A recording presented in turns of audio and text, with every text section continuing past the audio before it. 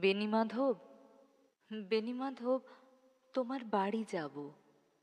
বেণীমাধব, তুমি কি আর আমার কথা ভাবো?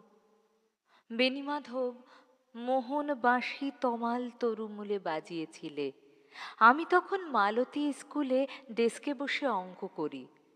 ছোট্ট ক্লাস ঘর, বাইরে দিদিমণির পাশে দিদিমণির বর। আমি তখন নবম শ্রেণী, আমি তখন শাড়ি।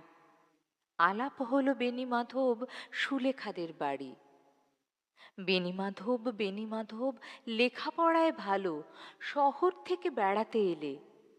আমার রং কালো, তোমায় দেখে এক দৌড়ে পালিয়ে গেছি ঘরে। বেণীমাধব, আমার বাবা দোকানে কাজ করে। কুঞ্জে অলি গুঞ্জে তবু ফুটেছে মঞ্জুরি। সন্ধেবেলা পড়তে বসে অঙ্কে ভুল করি। আমি তখন নবম শ্রেণী, আমি তখন 16। ব্রিজের ধারে বেণীমাধব লুকিয়ে দেখা হলো। বেণীমাধব, বেণীমাধব, এতদিনের পরে সত্যি বলো, সেসব কথা এখনো মনে পড়ে? সেসব কথা বলেছ তুমি তোমার প্রেমিকাকে?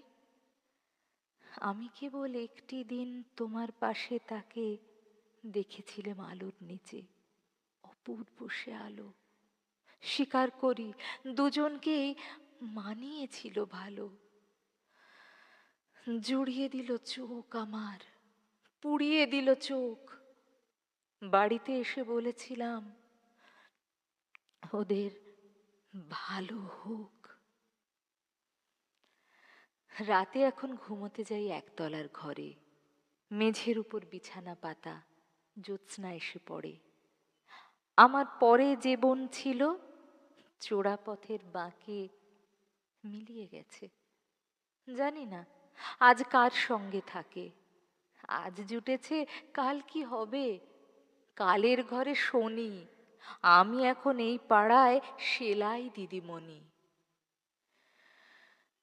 তবু আগুন, বেণীমাধব, আগুন জ্বলে কই? কেমন হবে আমিও যদি নষ্ট মেয়ে হই?